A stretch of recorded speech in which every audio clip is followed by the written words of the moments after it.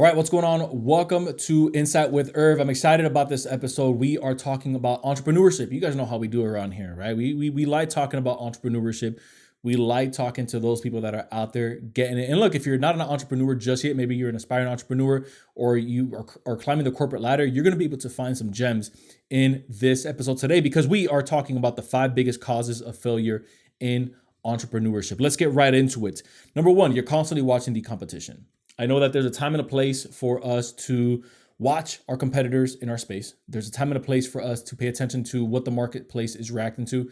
There's a time and a place for us to see, okay, how's the market shifting? How are they responding to the messaging? Is my messaging still good? Is my product still good? Right? But when you are watching the competition a little bit too much, you end up losing focus on the most important person you should be watching, and that is your ideal client. Your ideal client and paying attention to your ideal client is going to serve you far better than paying attention to your competition. I'll tell you what happens when you start paying too much attention to your competition. Have you guys ever seen the picture of Michael Phelps when he was in the pool swimming?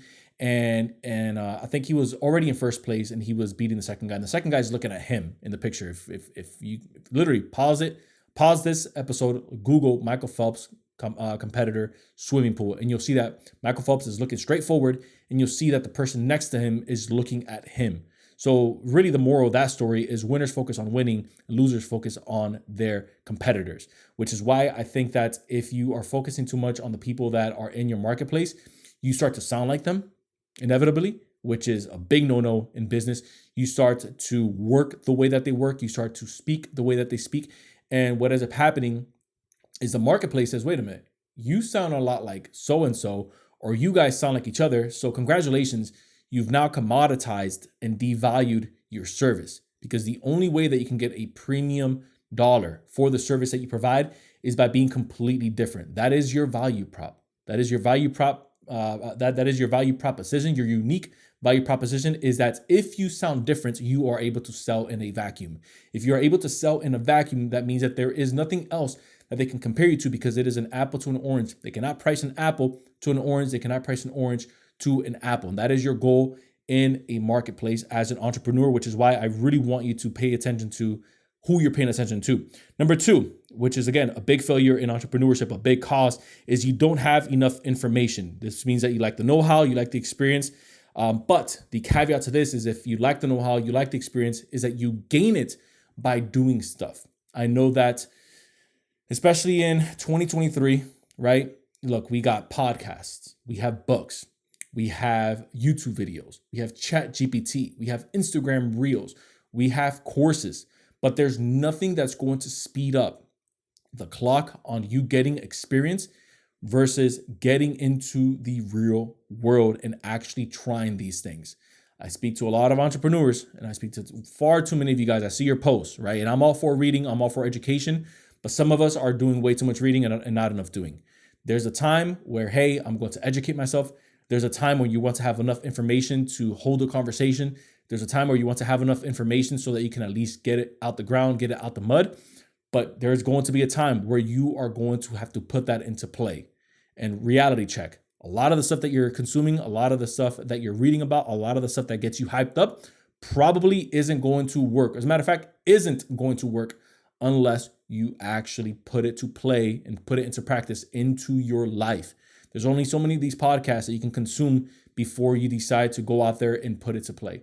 There's only so many books and so many pieces of material of how you can sell better, how you can edit a video better, how you can do public speaking better, how you can create a better digital product that you can listen to before you go out there and you do the thing. When you do the thing and you put it out to the marketplace, spoiler alert, the marketplace is probably going to tell you suck, or you're going to say, maybe I'm not as good as I thought it was, or this wasn't as received as well as I thought it would be now that it's out in the marketplace. And hey, that's okay. Like, if there's anything that I want you to take from this is you are going to have to repeat to yourself, hey, this bombed, and that's okay. We're going to continue to move forward. This didn't maybe spread as fast as I thought it would. Like the reels that I thought was going to get 1 million views, maybe got 10, 5 of them being myself on burner accounts. And that's okay, because now you're learning the lessons that you can then go out and put into play yourself. And then you can say, oh, wow, that's what that person on that podcast was talking about. Oh, wow, That's what that book was talking about on chapter 4, on how I need to sell, on how I need to organize my day. Now I have enough context based off of real things that I've done in the real world that I can then put into context around what I've read. And so now it serves as a cohesive rather than just a bunch of little floating pieces.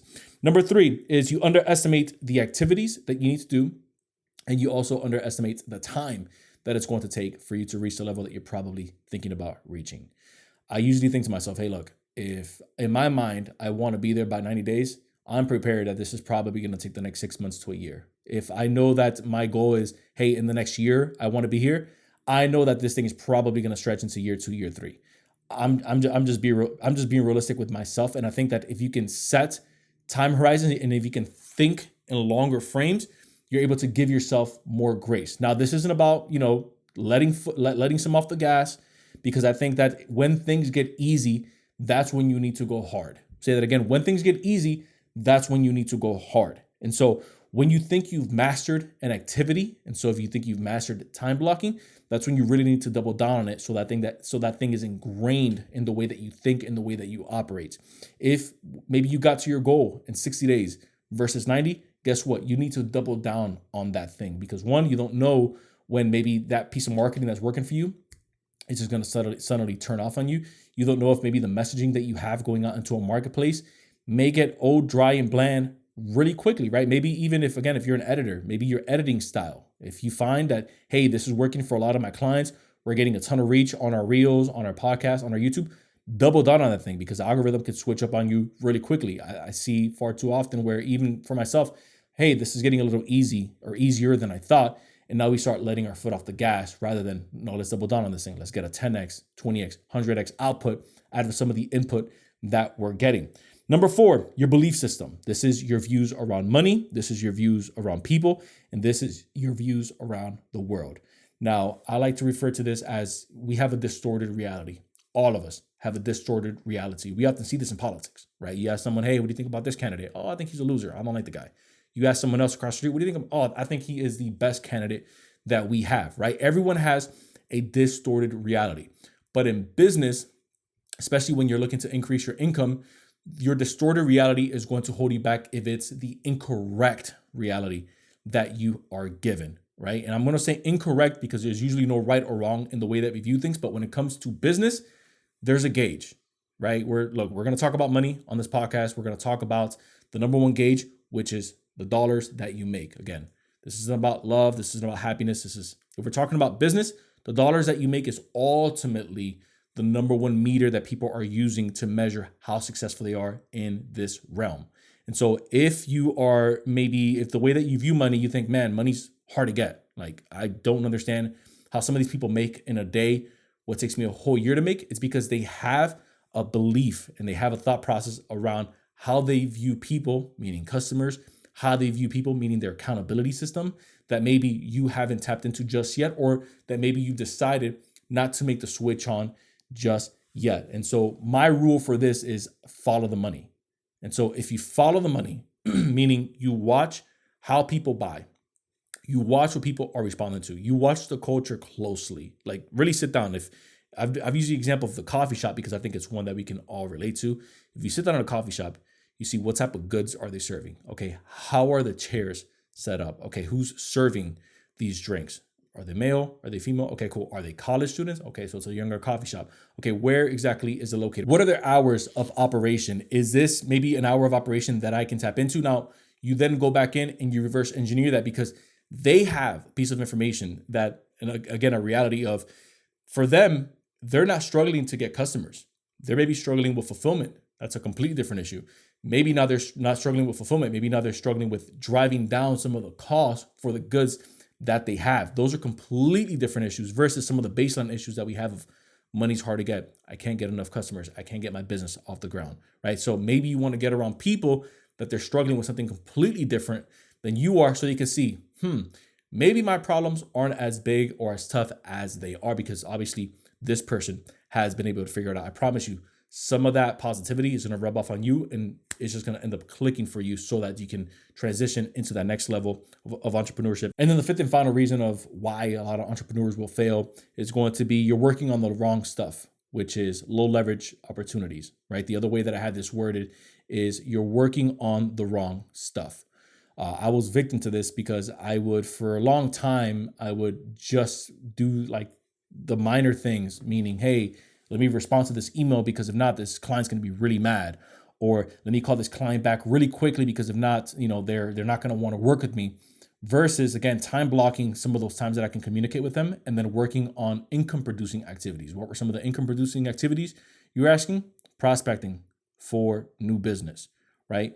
Going out and creating content that would speak on my behalf even when I wasn't there. Writing better copy on my webpage that whenever we received new traffic or returning traffic, it would convert even when I wasn't there.